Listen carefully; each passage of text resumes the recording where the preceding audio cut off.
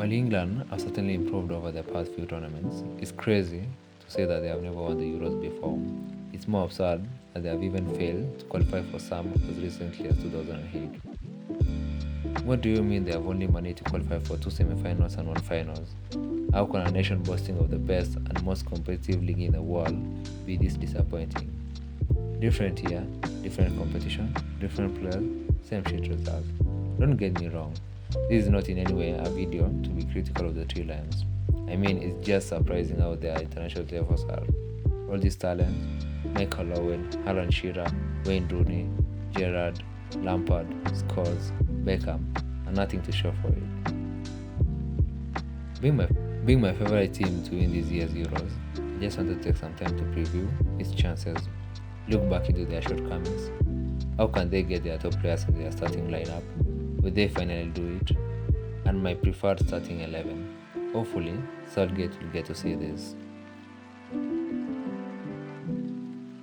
Hi there everyone, welcome back to the channel. I hope everyone is having a fantastic day. Please hit that subscribe button. While we may associate England as the father of modern day football, hence the phrase, it's coming home, England's journey in major tournaments has always ended in disappointments.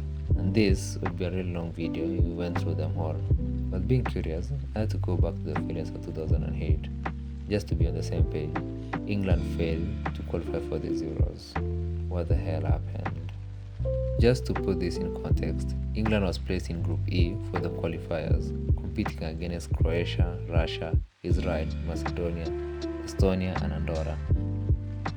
In the 2004 Euros, they had shown some great promise, especially with the emergence of Wayne Rooney, reaching the quarterfinals where they were eliminated by the host, Portugal through penalties. You would forgive the English for believing in a better future, but honestly, how would England not qualify in this group? After losing to Croatia and Russia, coupled up by draws against Macedonia and Israel, they only needed a point against Croatia to qualify. Going behind by 2 goals early on, they rallied on to draw the game level before disaster struck. How could he just turn their hand an umbrella? This headline from the Daily Mail summed it all up on McLaren ineffectiveness. Sacking the manager wasn't enough. This time, the FA had to look into the whole structure of the national team. The successive Euros was still pretty disappointing. Eliminated in the quarterfinals in 2012 and in the round of 16 in 2016. What were they to do differently? It's pretty embarrassing having such an amazing unit of players and nothing to show for it. Gareth Southgate was appointed as manager and was looking to rewrite his own fortunes with the national team. A man that was in England's 1996 Euro squad. The same player that missed the crucial penalty that left England eliminated that time round. Being the host nation of the Euro 2020, they had to go big, they had to dig deeper. There's nothing more embarrassing than anyone giving you a whipping in your own house.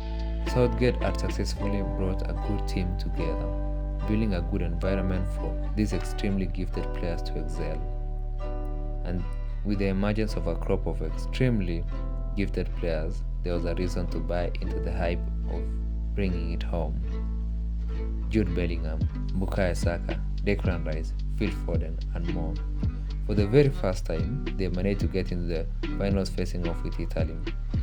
Odds were all in favour of England, especially having gone ahead early in the game. They fell short though. Much has been said about Gareth Southgate's tactics, or rather, lack of it. Some of it is justified in my eyes, but people have a tendency to say too much. This year, there is so much hype around the team. Even the bookies have it as the favorite to win it all. It's justified, to be honest. The talent is just mind-blowing. I'm saying all of this in the back of England losing to Iceland. I mean, you can't sugarcoat anything. They were that bad. This is the team Southgate has picked for the Euros. To be fair, he has shown some guts for the very first time. Not to be loyal to players who have never let him down, this time he purely focused on form, giving 13 of the 26 players in the squad their first professional debut. Notable omissions were Marcus Rashford, Jordan Anderson, Jack Grealish, Raheem Sterling, James Maddison, and Calvin Phillips. most of whom have been Southgate's right-hand men. Sterling in particular was the main man in the Euro 2020. By the way, he delivered each time his country needed him. Sadly, I feel like he didn't get the flowers he deserved. Known for his pragmatic approach of playing two holding midfielders in a 4-2-3-1 formation, we are all hoping he'll go on the attack this time. I know tournaments are about moments, which can go either way, but it's criminal to be defensive with such a pool of players. You must be deluded or something.